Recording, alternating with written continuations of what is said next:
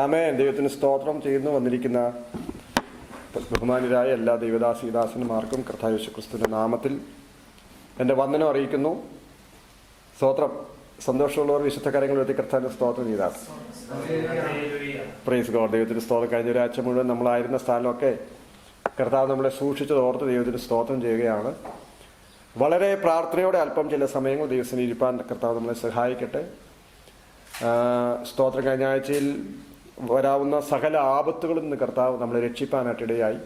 ചെറുതാകട്ടെ വലുതാകട്ടെ സകല അല്ലെങ്കിൽ സ്ട്രഗിൾസിൽ നിന്നും നമ്മുടെ ബുദ്ധിമുട്ടുകൾ നോക്കി കർത്താവ് നമുക്ക് ആശ്വാസവും ബലവും നൽകി. ഞങ്ങൾക്ക് വേണ്ടി പ്രാർത്ഥിച്ച നിങ്ങളോടുള്ള എൻ്റെ ഹൃദയമായ നന്ദിയും സ്നേഹവും ഞാൻ അറിയിക്കുകയാണ്. നിങ്ങളെ ഓർത്ത് പ്രാർത്ഥിക്കാനൊക്കെ കർത്താവ് അവസരങ്ങൾ തന്നല്ലോ. നമുക്ക് പരസ്പരം പ്രാർത്ഥിക്കുകയും നമുക്ക് പിന്നെ സ്നേഹിക്കുകയും സഹകരിക്കുകയും ഒക്കെ ചെയ്താൽ അത് നമുക്ക് ഏവർക്കും വലിയ പ്രയോജനമാണ്. മനുഷ്യൻ്റെ ജീവിതം ഒരു സൊസൈറ്റി ലൈഫാണ് എന്ന് പറഞ്ഞാൽ പരസ്പര ആശ്രയത്തോടെ മാത്രമേ മനുഷ്യൻ ജീവിക്കാൻ കഴിയത്തുള്ളൂ. ഭാര്യ ഭർത്താവിനെ ആശ്രയിച്ച്, ഭർത്താവ് ഭാര്യയെ ആശ്രയിച്ച്, മക്കൾ അപ്പനെ അമ്മയെ ആശ്രയിച്ച്, അപ്പനും അമ്മയും മക്കളെ ആശ്രയിച്ച്, കൂട്ടുകാർ പിന്നെ സ്നേഹിതന്മാരൊക്കെ പരസ്പരം ഏതെങ്കിലുമൊക്കെ തരത്തിൽ ആശ്രയബോധത്തോടെയാണ് നമ്മളെല്ലാം ജീവിക്കുന്നത്, അല്ലേ? നമുക്ക് സ്തോത്രം അങ്ങനെ ആരെയും ഒഴിവാക്കുകയോ അല്ലെങ്കിൽ ആരെയും ഒറ്റയ്ക്ക് നിൽക്കാനോ ഒക്കെയുള്ള ശ്രമം നമ്മൾ നടത്തിയാൽ അത് പരാജയപ്പെടുമെന്നുള്ള കാര്യത്തിൽ സംശയമില്ല. എത്ര പണമുണ്ടെങ്കിലും എത്ര സ്വാധീനം ഉണ്ടെങ്കിലും ഒക്കെ നമുക്ക് ഒറ്റയ്ക്ക് ജീവിക്കാൻ കഴിയത്തില്ല എന്നൊരു ബോധ്യം നമുക്കുണ്ടാവുകയും സ്തോത്രം മറ്റുള്ളവരെ ആ തരത്തിൽ ആശ്രയിക്കുകയും ചെയ്തുകൊണ്ട് ആണ് നമ്മൾ ജീവിക്കുന്നത്. നമ്മുടെ സകല ആശ്രയം എന്ന് പറയുന്നത് നമ്മൾ ഏറ്റവും പ്രഥമവും പ്രധാനവും ഏറ്റവും നമുക്ക് ആശ്രയിപ്പാൻ യോഗ്യമായ ഒരു ഇടം എന്ന് പറയും നമ്മുടെ കർത്താവ് യേശുക്രിസ്തുവാണ്. സ്തോത്രം. ഹല്ലേലൂയ. അതുകൊണ്ട് നിങ്ങൾക്ക് ഒത്തിരി വിഷമങ്ങളും ഒക്കെ ഉണ്ടെന്ന് എനിക്കറിയാം. പക്ഷേ നമ്മൾ ദിവസം ഇരിക്കുമ്പോൾ ചിരിച്ച മുഖത്തോടെ സന്തോഷത്തോടെ ഒരു പ്രസന്നതയോടെ ഇരിക്കണമെന്ന് ദൈവനാമത്തിൽ ഓർമ്മിപ്പിക്കുകയാണ്. ഇവിടെ ദൈവത്തിൻ്റെ വലിയ സാന്നിധ്യം എഴുന്നള്ളി വന്നിട്ടുണ്ട്. എവിടെ കർത്താവ് സ്തോത്രം കർത്താവിൻ്റെ നാമത്തിൽ എവിടെ കൂടി വരുന്നു അവിടെ എന്തുണ്ട്? ദൈവ സാന്നിധ്യമുണ്ട്. ഗോഡ്സ് പ്രസൻസ് ഉണ്ട്. ഒരു ചാറ്റൽ മഴ പെയ്യുന്നത് പോലെ സ്തോത്രം ദൈവത്തിൻ്റെ സാന്നിധ്യം നമ്മുടെ മധ്യത്തിലേക്ക് ഇറങ്ങി വരുവാനായിട്ട് ഇടയായിത്തീരും. നമുക്ക് ആ ദൈവ സാന്നിധ്യമാണ് നമുക്ക് വേണ്ടത്. നമ്മുടെ അല്ലെങ്കിൽ പുരോഹിതൻ നമ്മുടെ സഭയിൽ വന്നില്ലെങ്കിലും, നമ്മുടെ ഏറ്റവും പ്രധാനപ്പെട്ട ആൾ വന്നില്ലെങ്കിലും, സഭയുടെ സെക്രട്ടറി സഭയിൽ വന്നില്ലെങ്കിലും, മറ്റ് ലോകപ്രകാരം ഒരു പ്രധാന ആളാണെന്ന് ചിന്തിക്കുന്ന ആളുകൾ ആരും ദൈവസഭയിൽ വന്നില്ലെങ്കിലും കുഴപ്പമില്ല. ദൈവം വന്നില്ലെങ്കിൽ കുഴപ്പമാണ്. ദൈവം വന്നില്ലെങ്കിൽ നമ്മുടെ കൂടി വരവ് കൊണ്ട് പ്രയോജനമില്ല. നമ്മൾ കർത്താവിൻ്റെ സന്നിധി കൂടുമ്പോൾ അതിന് നമ്മൾ ഒരുക്കത്തോടെ ആയിരിക്കണമെന്ന് ദൈവനാമത്തിൽ ഓർമ്മിപ്പിക്കുകയാണ്. ദൈവത്തിന് ദൈവം എല്ലാ സ്ഥലത്തും വരാറില്ല. ദൈവത്തിന് വേണ്ടി ഒരുക്കിയിരിക്കുന്ന സ്ഥലങ്ങളിൽ മാത്രമേ ദൈവം വരാറുള്ളൂ എന്നും കൂടെ നമ്മൾ ശ്രദ്ധിക്കേണ്ടതുണ്ട്. അവനെ വിളിക്കാത്ത കല്യാണത്തിൽ ദൈവം പോകാറുണ്ടോ എന്ന് ചോദിച്ചാൽ പോകാറില്ല എന്നുള്ളതാണ്. ദൈവത്തിന് വസിക്കാൻ ഒരു ഇടമുണ്ടെങ്കിൽ ദൈവത്തിന് ഈ നമ്മുടെ കൂട്ടായ്മയിൽ ദൈവത്തെ നമ്മൾ നീഡായിട്ട് സ്വീകരിക്കുന്നുണ്ടെങ്കിൽ, ദൈവം നമ്മുടെ സഭയിലേക്ക് വരണം എന്ന് നമ്മൾ ആത്മാർത്ഥമായിട്ട് ആഗ്രഹിക്കുന്നുണ്ടെങ്കിൽ മാത്രമാണ് ദൈവം വരുന്നത്. ഇന്നത്തെ ആരാധനയിൽ ഇവിടെ ദൈവ സാന്നിധ്യം നമുക്ക് ആവശ്യമാണ്. ഒരു സ്തോത്രം പറയാമോ? ഹൃദയം നിറഞ്ഞ് നിങ്ങൾ ദൈവത്തെ സ്തുതിക്കണം. സ്തോത്രം പറയാം. വായ് ഉയർത്തി അല്ലെ വായ് പൊളിച്ച് സന്തോഷത്തോടെ സ്തോത്രം പറഞ്ഞ് പഠിക്കണം നിങ്ങൾ എല്ലാവരും. ആമേൻ. കുഞ്ഞുങ്ങളോട് സ്തോത്രം പറഞ്ഞു. സ്തോത്രം. ഹല്ലേലൂയ. നിങ്ങൾ വിചാരിക്കുക നിങ്ങൾ പറയുമ്പോൾ എന്നോടാണ് പറയുന്നത്. എന്നോടേ അല്ല, ഞാനും നിങ്ങളെ പോലൊരു മനുഷ്യനാണ്. പക്ഷെ നിങ്ങൾ സ്തോത്രം പറയുമ്പോൾ ആ സ്തോത്രം ശ്രദ്ധിക്കുന്ന ഒരു സ്വർഗത്തിലെ ദൈവമുണ്ട്. ആ ദൈവം നിങ്ങളുടെ വിഷയങ്ങളെ പരിഹാരം വരുത്തി തരും. ഹല്ലേലൂയ. ദൈവത്തെ ഓർക്കാൻ, ദൈവത്തെ സ്തുതിക്കാൻ, ദൈവത്തിന് നന്ദി കരയേറ്റാൻ, ദൈവത്തിന് സകല മഹത്വങ്ങളും അർപ്പിക്കാൻ അല്ലെങ്കിൽ നമ്മൾ തയ്യാറായ ദൈവം നമുക്ക് വേണ്ടി ഇറങ്ങി വരുന്നവനായ ദൈവമാണ്. ഹല്ലേലൂയ. സ്റ്റേഫാനോസിനെ കുറിച്ച് നമുക്കറിയാം. സ്റ്റേഫാനോസ് ഒരു അനുഗ്രഹിക്കപ്പെട്ട സുവിശേഷകനായിരുന്നു. അധികം നാളൊന്നും ജീവിച്ചില്ല. ഒറ്റ പ്രസംഗിച്ചുള്ളൂ. പക്ഷെ ഒരു പ്രസംഗത്തിൽ തന്നെ ആളുകൾ കല്ലെറിഞ്ഞു കൊന്നു. കല്ലെറിഞ്ഞു കൊന്നിട്ട് അടുത്ത വാക്യത്തിൽ അപ്പോസ്തലപ്രതിജ്ഞയുടെ വായിക്കുന്നത് സ്തേഫാനോസ് സ്വർഗത്തിലേക്ക് നോക്കിയപ്പോൾ സ്തേഫാനോസ് കണ്ട കാഴ്ച പിതാവിന്റെ വലത്തുഭാഗത്ത് പുത്രൻ എഴുന്നേറ്റ് നിൽക്കുന്നതാണ്. പ്രിയപ്പെട്ടവരെ, നമ്മളൊരു കഷ്ടത്തിൽ കടന്നു പോകുമ്പോൾ, നമ്മുടെ ശോധനയിൽ കടന്നു പോകുമ്പോൾ, നമ്മളൊരു പ്രയാസത്തിൽ കടന്നു പോകുമ്പോൾ ഹല്ലേലൂയ പരിഹസിക്കുന്ന ആളുകൾ നമ്മുടെ കൂടെ ഉണ്ടാകാം. പക്ഷേ നമ്മുടെ പ്രയാസത്തിൽ എഴുന്നേറ്റ് നമ്മളെ വീക്ഷിക്കുന്ന ദൈവമുണ്ടെന്നുള്ള കാര്യം മറന്നു കളയരുത്. ഹല്ലേലൂയ. നമ്മുടെ ദൈവം വളരെ സ്നേഹവാനായ ദൈവമാണ്. Our God is very lovely God. കൂടുതൽ നമ്മളെ സ്നേഹിക്കുന്ന ദൈവമാണ്. അവന് ഈ സ്നേഹം എന്ന വികാരം ഭയങ്കരമായിട്ടുള്ളൊരു ദൈവമാണ് കർത്താവ്. ചില ആളുകൾ പറഞ്ഞിട്ടുണ്ട് എൻ്റെ ഭാര്യയ്ക്ക് പിന്നെ സ്നേഹം എന്ന വികാരമില്ല എന്നൊക്കെ ചില ആളുകൾ പറഞ്ഞിട്ടുണ്ട്. ചില ആളുകൾ പറഞ്ഞ സ്നേഹം അതൊരു വികാരമാണ്. ചില വികാരങ്ങൾ ചില മരുന്നുകളുടെ സ്വാധീനത്താൽ അത് നശിച്ചിട്ട് വെറും മനുഷ്യമൃഗം പോലെ ജീവിക്കുന്ന ആളുകളും ഉണ്ട് കേട്ടോ. ചെറിയ ചെറിയ സ്നേഹമൊക്കെ എപ്പോഴും നല്ലതാണ്. നമ്മളെപ്പോലെ നമ്മുടെ സഹോദരങ്ങളെ സ്നേഹിക്കാൻ, നമ്മുടെ സുഹൃത്ത് ചില ത്യാഗങ്ങൾ ചെയ്യാൻ. എവിടെയാണ് പിന്നെ നമ്മുടെ സ്നേഹം പ്രദർശിക്കപ്പെടുന്നത് അറിയാമോ? ചില ത്യാഗങ്ങൾ ചെയ്യുന്നുണ്ട്. സ്നേഹമുണ്ട് പറഞ്ഞിട്ട് കാര്യമുണ്ടോ? സ്തോത്രം. ഞാൻ പറഞ്ഞത് എന്തെങ്കിലും മനസ്സിലാവുന്നുണ്ടോ നിങ്ങൾക്ക്? നമ്മൾ പിന്നെ സ്നേഹിക്കുന്ന ഒരുവിന് വേണ്ടി എന്തും ചെയ്യാൻ തയ്യാറാണ്. അതിന് ഏറ്റവും വലിയൊരു മാതൃകയാണ് ആര്? നമ്മുടെ കർത്താവ്. കർത്താവ് എങ്ങനെയാണ് നമ്മളെ സ്നേഹിച്ചത്? നമ്മൾ പലപ്പോഴും പ്രസംഗത്തിലൊക്കെ പറയുന്നുണ്ട് കർത്താവ് നമ്മളെ എങ്ങനെ സ്നേഹിച്ചെന്ന് നോക്കുമ്പോൾ ക്രൂശിൽ മരിച്ചു എന്നാണ്. ഹല്ലേലൂയ, സ്തോത്രം. അതിനേക്കാൾ അപ്പുറമായി കർത്താവ് നമ്മളെ സ്നേഹിച്ചതിൻ്റെ സ്വന്തം ജീവൻ ബലിയർപ്പിച്ച. അതിൽപ്പോൾ ഒരു സ്നേഹം ആർക്കാവുള്ള? ബൈബിളിൽ ഇങ്ങനെ വായിക്കുന്നത് തന്നെ സ്നേഹിതൻ സ്വന്തം ജീവനെ കൊടുക്കുന്നതിൽ അപ്പുറമായിട്ടുള്ള സ്നേഹം ആർക്കും ഇല്ലെന്നുള്ളതാണ്. അപ്പോൾ ആ ദിവ്യമായ സ്നേഹം നമ്മളെ പഠിപ്പിച്ച കർത്താവ് യേശു. ഞാൻ പറഞ്ഞു വന്നതിൻ്റെ പ്രധാനപ്പെട്ട ഉദ്ദേശം ഇതാണ്, സാരാംശം ഇതാണ്. ദൈവം നമ്മളെ സ്നേഹിക്കുന്നുണ്ട്. ആരെല്ലാം സ്നേഹിക്കുന്നതിലൊക്കെ ഉപരി ദൈവം നമ്മളെ സ്നേഹിക്കും. ചില തെറ്റായ ധാരണകൾ നമ്മുടെ ഉള്ളിലുണ്ട്. ആ ധാരണ എന്താണെന്ന് ചോദിച്ചാൽ ദൈവം നമ്മളെ സ്നേഹിക്കുന്നില്ല എന്നുള്ള ധാരണയാണ്. ഞാൻ പറഞ്ഞ് മനസ്സിലാക്കുന്നത് എനിക്കറിയത്തില്ല. ഞാൻ പറയുന്ന അതേ അർത്ഥത്തിൽ നിങ്ങൾക്ക് മനസ്സിലാക്കാൻ കഴിയുന്നെങ്കിൽ മാത്രമേ അതിൻ്റെ ആ ആഴം നിങ്ങൾക്ക് മനസ്സിലാകത്തു. ചില ആളുകൾ പറയും ദൈവം എന്നെ സ്നേഹിക്കുന്നില്ല. കാരണം ദൈവം എന്നെ സ്നേഹിക്കാത്തതുകൊണ്ട് എനിക്ക് എപ്പോഴും കഷ്ടത വരികയാണ്, എപ്പോഴും രോഗം വരികയാണ്, എപ്പോഴും അസ്വസ്ഥത വരികയാണ്. ദൈവം എന്നെ സ്നേഹിക്കുന്നത്, ദൈവം എന്നെ കാണുന്നില്ല. പക്ഷെ ദൈവം ഈ പകലിൽ, ഈ ഞായറാഴ്ച പ്രഭാതത്തിൽ ദൈവ ആത്മാവ് സംസാരിക്കുകയാണ്. ദൈവം നിന്നെ സ്നേഹിക്കുന്നു. നിന്റെ പ്രതിസന്ധിയുടെ നടുവിൽ, നിങ്ങളുടെ പ്രശ്നങ്ങളുടെ നടുവിൽ, നിങ്ങളുടെ ഇല്ലായ്മയുടെ നടുവിൽ നിന്നെ സ്നേഹിക്കുന്ന ഒരു ദൈവമുണ്ട്. അവന്റെ അടുക്കൽ നിങ്ങളുടെ വിഷയങ്ങൾ സമർപ്പിക്കുക. അവൻ അത്ഭുതകരമായ വാതിലുകൾ നമുക്ക് വേണ്ടി തുറക്കുന്നവനായ ദൈവമാണ്. ദൈവത്തിന് സമയത്തിന് പരിമിതിയുണ്ട്. ചിലർക്കൊക്കെ ഉച്ചകഴിഞ്ഞ് ചില അത്യാവശ്യ മീറ്റിങ്ങുകൾ ഉള്ളതുകൊണ്ട് വേഗത്തിൽ നിർത്തണമെന്ന് എന്നോട് ആദ്യം തന്നെ പറഞ്ഞിരിക്കുന്നതുകൊണ്ട് എത്രയും വേഗത്തിൽ നിർത്തുവാൻ ഞാൻ കർത്താവിൽ ആഗ്രഹിക്കുകയാണ്. 138 സങ്കീർത്തനത്തിൻ്റെ 6 വാക്യം ഒന്ന് വായിക്കാമോ? 138 സങ്കീർത്തനം 6 വാക്യം. യഹോവ ഉന്നതനെങ്കിലും താഴ്മയുള്ളവനെ കടാക്ഷിക്കുന്നു, ഗർവിയെയോ അവൻ ദൂരത്ത് നിന്ന് അറിയുന്നു. അപ്പോൾ ഞാൻ പറഞ്ഞു വന്നിട്ടുള്ള ബന്ധത്തിൽ വാക്യം വളരെ കണക്റ്റഡാണ്, നമുക്ക് മനസ്സിലാക്കാൻ സാധിക്കും. യഹോവ ഉന്നതനാണ്. ഉന്നതനായ ദൈവം എന്ന് പറഞ്ഞാൽ നമ്മൾ വിചാരിക്കുന്നതിനേക്കാളൊക്കെ ഉന്നതനാണ് നമ്മുടെ കർത്താവ്.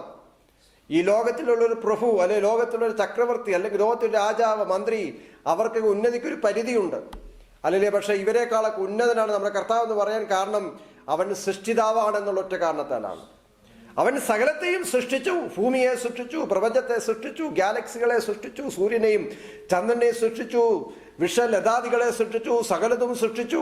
നമുക്ക് വേണ്ടി ഉള്ളതെല്ലാം അവൻ നൽകി തന്നു. നമുക്ക് അല്ലെങ്കിൽ ആവശ്യമുള്ളതെല്ലാം അവൻ സൃഷ്ടിച്ചു. അവൻ സൃഷ്ടിതാവായതുകൊണ്ടാണ് പറയുന്നത് അവൻ ഉന്നതനായ ദൈവമാണ്. ഉന്നതനാണെങ്കിലും ആ ദൈവത്തിന്റെ ഏറ്റവും വലിയ ക്വാളിറ്റി എന്ന് പറയുന്നത് ഉന്നതനാണെങ്കിലും അവൻ താഴ്മയുള്ളവനെ കടാക്ഷിക്കുന്നു എന്നുള്ളതാണ്. താഴ്മയുള്ളവനെ കടാക്ഷിക്കുന്നു. ഒരു പണമുള്ളവനെ സംബന്ധിച്ച് വിശപ്പ് അവന് അറിയാമോ? ഇല്ല. എപ്പോഴും സുഖഭോഗികളായി കഴിയുന്ന ഒരുവനെ സംബന്ധിച്ച് വിശപ്പിന്റെ ഫീലിംഗ് അറിയാത്ത ആളുകളുണ്ട്. പക്ഷെ പാവപ്പെട്ടവരെ സംബന്ധിച്ച്, ദരിദ്രനായവരെ സംബന്ധിച്ച് വിശപ്പെന്ന് പറഞ്ഞാൽ എന്താണെന്ന് അറിയാം. വിശപ്പെന്ന് പറഞ്ഞാൽ വ്യാഖ്യാനിക്കേണ്ട വിഷയമല്ല, അനുഭവിച്ചറിയേണ്ട കാര്യമാണ്, അല്ലേ? ശരിയല്ലേ ഞാൻ പറയുന്നത്? വിശപ്പറിയുന്നത് ദരിദ്രനാണ്, ഭക്ഷണമില്ലാത്തവനാണ്. വടക്കേണ്ടിയിലൊക്കെ ഇങ്ങനെ കേട്ടിട്ടുണ്ട് ഞാൻ. ഒരു നേരം ഭക്ഷണം കഴിച്ച് ജീവിക്കുന്ന ആളുകളുണ്ടെന്നാണ് കേൾക്കുന്നത്. ഒരു നേരം ഭക്ഷണം കഴിക്കാനുള്ള പ്രാപ്തിയുള്ള ആളുകൾ, ഒരു നേരം മാത്രം ഭക്ഷണം കഴിച്ച് ജീവിക്കുന്ന ആളുകളുണ്ട്, അല്ലല്ലേ? അങ്ങനെ ദരിദ്രന്മാർക്ക് വിശപ്പറിയാം. പക്ഷേ പണമുള്ളവന് വിശപ്പറിയാമോ? അല്ലല്ലേ? ആ സ്തോത്രം, വിശപ്പറിയത്തില്ല. ദൈവത്തിന് സ്തോത്രം ചെയ്യുന്നു. ഇവിടെ നോക്കൂ. പക്ഷെ നമ്മുടെ കർത്താവ് അങ്ങനെയല്ല. അവൻ വളരെ ഉയർന്നവനാണ്. Is mighty God, is highest God, but he knows our mind. നമ്മുടെ മനസ്സറിയുന്ന നമ്മുടെ കർത്താവ്. ഉന്നതനെങ്കിലും താഴ്മയുള്ളവനെ കടാക്ഷിക്കുന്നു. മത്തായിയുടെ സുവിശേഷം വായിക്കുമ്പോൾ കർത്താവിന്റെ ഗിരിപ്രഭാഷണത്തിൽ ഇങ്ങനെ പറയുന്നുണ്ട്, 2 കുരികലിനെ നിങ്ങൾ അറിയുന്നില്ല, പക്ഷെ ഞാൻ അറിയുന്നു എന്നാ പറയുന്നത്. നിങ്ങൾ അറിയുന്നില്ല. കുരികിൽ എന്ന് പറഞ്ഞാൽ ഏറ്റവും ചെറിയ പക്ഷി, അത് സ്തോത്രം പറന്ന് നടക്കുകയാണ്. അതിനെ ഞാൻ ഓരോന്നിനെയും ഞാൻ അറിയുന്നു. പക്ഷേ സ്തോത്രം അതിനെ അറിയുന്ന ഞാൻ നിങ്ങളെ എത്ര അധികമായി അറിയുമെന്നാണ് എഴുതിയിരിക്കുന്നത്. Praise the Lord. ദൈവത്തിന് സ്തോത്രം. അപ്പം നമ്മുടെ ദൈവം മഹോന്നതനായൊരു ദൈവമാണ്, അത്ഭുതങ്ങളെ പ്രവർത്തിക്കുന്നവന് ദൈവമാണ്. പക്ഷേ അവൻ നമ്മളെ അറിയുന്നവനായൊരു ദൈവമാണ്. അവൻ സ്തോത്രം നമ്മളെ കടാക്ഷിക്കുക എന്ന് പറഞ്ഞാൽ നമ്മളെ ശ്രദ്ധിക്കുന്നവനായൊരു ദൈവമാണ്. ഒരിക്കൽ ഒരു കുഷ്ഠരോഗി യേശുവിൻ്റെ അടുത്ത് വരികയാണ്. യേശുവിൻ്റെ അടുക്കൽ വന്നിട്ട് യേശുവിനോട് ആ കുഷ്ഠരോഗി പറഞ്ഞു, നിനക്ക് മനസ്സുണ്ടെങ്കിൽ അത് ശുദ്ധമാകാം എന്ന് പറഞ്ഞു. അപ്പോൾ മനസ്സുണ്ടെങ്കിൽ ശുദ്ധമാക്കുക എന്ന് പറയാൻ ഒത്തിരി കാരണങ്ങളുണ്ട്. കാരണം കുഷ്ഠരോഗികളെ ഇസ്രായേലിയര് അവരുടെ പാളയത്തിനകത്ത്, പട്ടണത്തകത്ത് താമസിപ്പിക്കാറില്ല. അവരെ പുറത്താണ് താമസിപ്പിക്കുന്നത്. പാളയത്തിന് പുറത്ത്, പട്ടണത്തിന് പുറത്ത് താമസിക്കുക. അവരുമായിട്ട് ആർക്കും സംസർഗമില്ല, അവരുമായിട്ട് ആർക്കും ബന്ധമില്ല. കാരണം അവരൊരു അശുദ്ധ ജീവിയായിട്ടാണ് ആളുകൾ കണക്കാക്കുന്നത്. കുഷ്ഠരോഗം എന്ന് പറഞ്ഞാൽ മാരകമായ രോഗമാണ്. നമ്മുടെ നാട്ടിലൊക്കെ പണ്ടുണ്ടായിരുന്നു, ഇപ്പോൾ കാണുന്നില്ല. മാരകമായ ശരീരം ചീഞ്ഞഴുകുന്ന, ദുർഗന്ധം വമിക്കുന്ന ശരീരവുമായി നടക്കുന്ന മനുഷ്യരെയാണ് കുഷ്ഠരോഗികൾ എന്ന് പറയുന്നത്.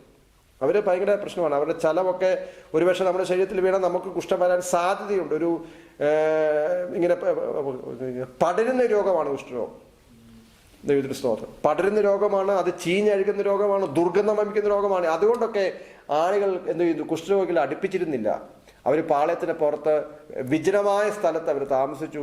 അവര് ഇങ്ങനെ വളരെ പട്ടിണി സഹിച്ചും ദരിദ്രം സഹിച്ചും ഒക്കെ ജീവിക്കുന്ന ആളുകളാണ്. ചിലർ മരിക്കാൻ ആഗ്രഹിക്കുന്ന ആളുകൾ, അങ്ങനെയൊക്കെ ആളുകൾ. ആ ഒരു കുഷ്ഠരോഗിയാണ് ഒരിക്കൽ യേശുവിൻ്റെ അടുത്ത് എന്ന് പറയുന്നത്, നിനക്ക് മനസ്സുണ്ടെങ്കിൽ ശുദ്ധമാകാം. മനസ്സുണ്ടെങ്കിൽ ശുദ്ധമാക്കാം എന്ന് പറഞ്ഞതിന്റെ കാരണം എന്താ വെച്ചാൽ, ഇവനെ ശുദ്ധമാകണമെന്നോ, ഇവനെ അനുഗ്രഹിക്കപ്പെടണമെന്നോ, ഇവനെ വീട്ടിലേക്ക് ക്ഷണിക്കണമെന്നോ, ഇവനൊരു മനുഷ്യജീവിയായിട്ട് പോലും കണക്കാത്ത ഒരു ചരിത്രം അല്ലെങ്കിൽ ഒരു അനുഭവമാണ് ഈ കുഷ്ഠരോഗിക്കുള്ളത്. മനസ്സിലാകുന്നുണ്ടോ ഞാൻ പറഞ്ഞത്? നിങ്ങൾക്ക് പിടികിട്ടുന്നുണ്ടോ? ദൈവത്തിന് സ്തോത്രം. ഇവനെ ഒരു മനുഷ്യനായിട്ട് പോലും കണക്കാക്കാത്ത ആളുകളുടെ നടുവിൽ, ഇവൻ ജീവിക്കണമെന്ന് പോലും ആഗ്രഹിക്കാത്ത ആളുകൾ. നമുക്കൊരു അനുഗ്രഹം ഉണ്ടാകണമെന്ന് ഏറ്റവും കൂടുതൽ ആഗ്രഹിക്കുന്ന നമ്മുടെ അപ്പനും അമ്മയല്ലേ, അല്ലേ? സ്തോത്രം. അപ്പം നമുക്കൊരു അഭിവൃദ്ധി, നമുക്കൊരു സന്തോഷം ഉണ്ടാകുന്ന ആഗ്രഹിക്കുന്ന പ്രിയപ്പെട്ടവരെ പോലെ തന്നെ ഈ മനുഷ്യൻ, കുഷ്ഠരോഗിയ മനുഷ്യൻ, അപ്പനും അമ്മയും പോലും ആഗ്രഹിക്കുന്നില്ല ഇവനെങ്ങനെയും രോഗസൗഖ്യം പ്രാപിച്ച് മടങ്ങി വരണമെന്ന് ആഗ്രഹിക്കാത്തൊരു കാലഘട്ടമാണ്. കാരണം കുഷ്ഠരോഗം അങ്ങനെ സൗഖ്യമാകുന്ന രോഗം അല്ല എന്നാണ് കണക്കാക്കപ്പെടുന്നത്. അതിന് മരുന്ന് കണ്ടുപിടിച്ചിട്ടില്ല. അപ്പം ആരും കുഷ്ഠരോഗി ശുദ്ധമാകണമെന്നോ വിടുവിക്കപ്പെടണമെന്നോ അല്ലെങ്കിൽ പഴയ രീതിയിൽ സന്തോഷത്തിൽ വരണമെന്നോ ആഗ്രഹിക്കാത്തൊരു കാലഘട്ടത്തിലാണ് യേശുവിനോട് ഈ മനുഷ്യൻ പറയുന്നത്, നിനക്ക് മനസ്സുണ്ട് ശുദ്ധമാക്കുക എന്ന് പറയുന്നത്. കാരണം നിനക്കെങ്കിലും മനസ്സുണ്ടോ എന്നാണ് കുഷ്ഠരോഗി ചോദിക്കുന്നത്. അപ്പൊ യേശു എന്താ ചെയ്യുന്നത്? യേശു അതിന് മറുപടി പോലും പറഞ്ഞില്ല. ആദ്യം യേശു ഇത് അവനെ സൗഖ്യമാക്കുകയാണ് ചെയ്യേണ്ടത്.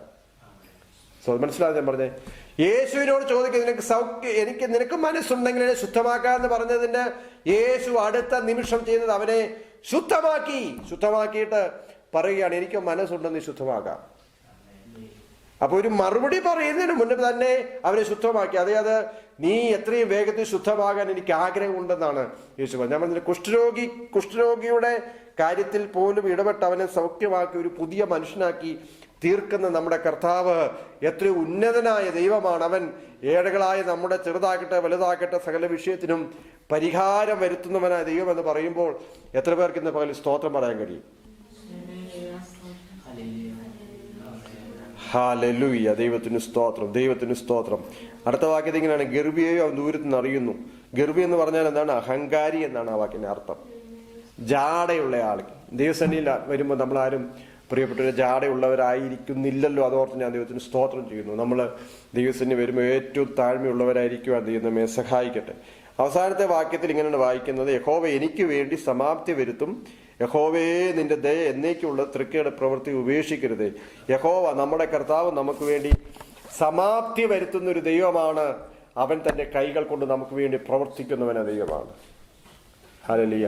God is going to do something for us. നമുക്ക് വേണ്ടി ചില കാര്യങ്ങൾ ദൈവം ചെയ്യാൻ പോവുകയാണ്. നിനക്ക് വേണ്ടി നീ പ്രാർത്ഥിക്കുന്ന ചില വിഷയത്തിന് വേണ്ടി ഒരു ആമേൻ പറഞ്ഞ് ഏറ്റെടുത്തേ. ദൈവമക്കളെ ആമേൻ പറഞ്ഞ് ഏറ്റെടുത്തേ. ഹല്ലേലൂയ. നീ ഏത് വിഷയത്തിന് വേണ്ടിയാണ് ഈ ദിവസങ്ങളിൽ പ്രാർത്ഥിക്കുന്നത്? നീ ഏത് വിഷയത്തിന് വേണ്ടി ഈ വിഷയങ്ങൾ സങ്കടപ്പെട്ടിരിക്കുന്നത്?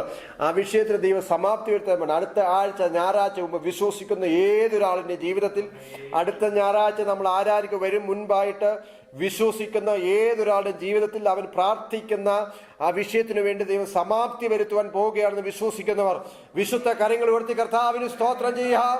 ഇതൊരു ഡെലിവറൻസ് ഡേ ആയി മാറട്ടെ, ഇതൊരു വിടുതലിന്റെ ദിവസമായി മാറട്ടെ. എല്ലാവരും ചേർന്ന് അല്പസമയം കർത്താവിനെ സ്തുതിച്ചാട്ടെ. ദൈവം നിനക്ക് വേണ്ടി സമാപ്തി വരുത്തും. ദൈവം നിനക്ക് വേണ്ടി നിന്റെ വിഷയങ്ങൾക്ക് പരിഹാരം വരുത്തും. ദൈവം നിനക്ക് വേണ്ടി ചില കാര്യങ്ങളെ ചെയ്യും. ദൈവം നിനക്ക് വേണ്ടി ചില അത്ഭുതങ്ങളെ ചെയ്യും. അവൻ തൃക്കൈ കൊണ്ട് നമുക്ക് വേണ്ടി പ്രവർത്തിക്കുന്നവനായ ദൈവമാണ്. നമ്മുടെ ദൈവം പ്രവർത്തിക്കുന്നവനായ ദൈവമാണ്. സ്തോത്രം, ഹല്ലേലൂയ. പ്രിയപിതാവേ, തിരുനാമത്തിന് സ്തോത്രം. സമയങ്ങളെ സന്നിധിപ്പാൻ ഞങ്ങൾക്ക് തന്ന നല്ല അവസരങ്ങളെ ഓർത്ത് കർത്താവിനെ ഞങ്ങൾ നന്ദിയോടെ സ്തോത്രം ചെയ്യുന്നു. അങ്ങയുടെ കരം ഞങ്ങൾക്ക് വേണ്ടി വരണമേ, ഞങ്ങൾക്ക് തൃപ്തി വരുത്തണമേ, ഞങ്ങളുടെ വിഷയങ്ങൾക്ക് പരിഹാരം വരുത്തണമേ, ഞങ്ങളുടെ പ്രാർത്ഥനകളെ കേൾക്കണമേ. അങ്ങ് വലിയ ഉന്നതനായൊരു ദൈവമാണ്. ഉന്നതനായ ദൈവമാണെങ്കിൽ ഏഴകളായ ഞങ്ങളുടെ പ്രാർത്ഥനകളെ അവിടുന്ന് കേട്ട് ഞങ്ങൾക്ക് മറുപടി തരുന്നവനാകിയാൽ അങ്ങേക്ക് സ്തോത്രം സ്തോത്രം സ്തോത്രം ചെയ്യുന്നു. പ്രാർത്ഥനയാലും കേട്ടനായ സ്തോത്രം യേശു ക്രിസ്തുവിന്റെ നാമത്തിൽ തന്നെ ആമേൻ. ദൈവം എല്ലാവരും അനുഗ്രഹിക്കട്ടെ. സാക്ഷ്യത്തിന് സമയമാണ്. സാക്ഷികൾ വേഗത്തിൽ പറയാം.